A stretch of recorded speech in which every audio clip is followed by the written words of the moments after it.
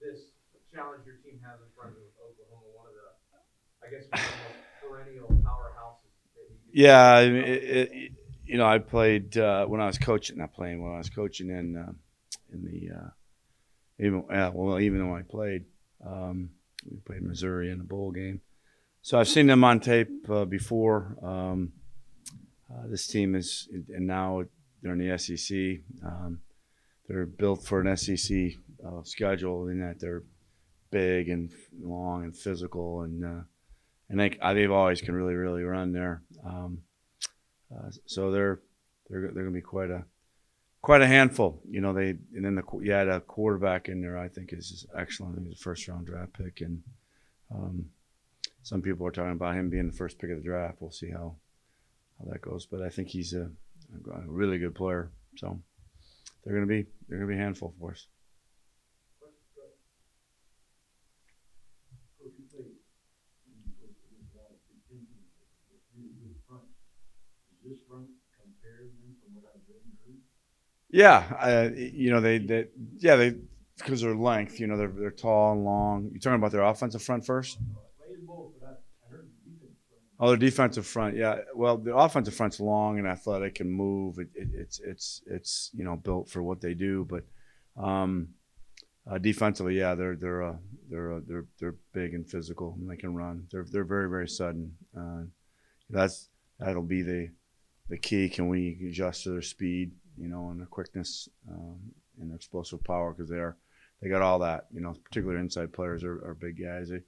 Um, I only know guys by jersey number, but I know they had a couple transfers in there. But the kid that sticks out to me is 32. He's a really twitchy, long, excellent athlete. Likes a lot of plays on their edge. So kind of a hybrid outside linebacker, defensive end type, but is an excellent player. So yeah, they're similar in some respects and different in others, but very similar to what I've seen before. hmm And what I've coached. I've had a couple guys like that. Like yeah, I've had a lot of pretty good ends where I came from. hmm Brock, is this the best team Illinois State has played in your time here? My time, I think they are. I think that's fair. Going into the game, I'd say that based on the transfers they have, the players that are coming back, and it is Oklahoma. They've always been very talented, but and well coached. They got a great tradition, but yeah, I would say this would be going into the game, a very talented football team. Yeah, but similar. I would say similar to Iowa and Wisconsin, but maybe a little faster in certain spots, more explosive, a little more depth. Did you ever face Oklahoma when you were No, never have. It's a good question. A lot of people have asked me that. That's one team I've never seen. Live. I mean, I've seen them on tape, but I've never seen them live. And, um, I saw them live as a recruit. They were really good back then. Yeah, a guy named Billy Sims was playing, and some of those guys they were really good. But yeah, they're they're good.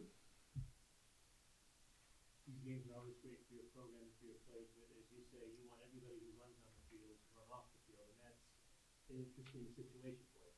Yeah, we're planning on playing a lot of guys, in the game. We had had structured practice that way because of uh, usually because of heat. This time of year, particularly in a place like Norman, Oklahoma, we're fortunate to it looks like it's not going to be quite as warm, quite as hot as it could be, but still I'm sure warm. But we are prepared to play. Multiple teams on both sides of the football in case we have to do that. But we will have a pretty good rotation just about everywhere on the field, and try to keep our guys fresh and get a lot of experience. This is going to be a really good football game for us. But yes, the mindset is to play really well, play as hard as we can play, and execute our systems on all phases of the game, um, and then everybody who runs on the field runs off it at the end of the game. So that would be awesome. You guys seem like you had a lot of depth on both sides of the football this year coming in. Are there any individual positional battles that you're Yeah, I mean, it's a really good point by you. I'm doing something different in that we are still repping our threes, in certain parts of practice this week, and normally we don't have that ability to do that because they're on the scout team and don't want to wear them out. But we have some very good young players and some guys who haven't had a lot of experience yet that are on those threes and fours that need some more reps, and we want to keep them involved in our system all the way through the season because you never know, how a kid will develop. It's a long football season. You never know how that's going to happen, and you never know what's going to happen, on the other things. And as far as you could lose a player for whatever reason, usually it's injury. We don't want that. Hopefully that doesn't happen, but we got to prepare for it. And I think we're in a position we can do that with our younger players. So we and our inexperienced guys. So we're doing that. I've never done that before. I've never been in that situation. In my years in the Big Ten, we never had that kind of depth where you can go out and play. You have some threes and fours. You'd still like to keep working because you don't expect to play a long season and expect to be here still playing at Christmas. So if that's going to happen, we're going to have a lot of guys ready to play. So we're going to continue down that road as we won't do it every period, but we'll pick 2 or 3 periods a day. We'll have the threes get some reps. So I think that'll be very important for us. And it saves our wear and tear on our older guys a little bit. Recently, the SEC announced they were going to move to 3, I think starting next year, maybe 3 non-conference games, go to a 9-game conference schedule. Right. Does that impact games like this? Well, yeah, if you look at the Big Ten, that'd be 18 less games, for teams like ourselves that can go play those. And I can't remember how many teams are in the SEC. It's similar, right? Is it 16? Yeah. And it's 16 less game opportunities for teams like us to take those slots, But I think they would want to play us still, I would ask that we would get paid the same as a Power 4 stuff, a Group of 4 team. That's my only complaint here.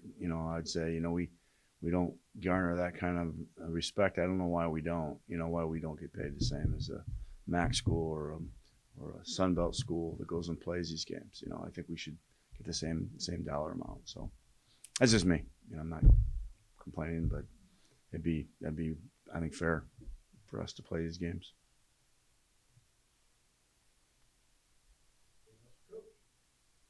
All right, thank you.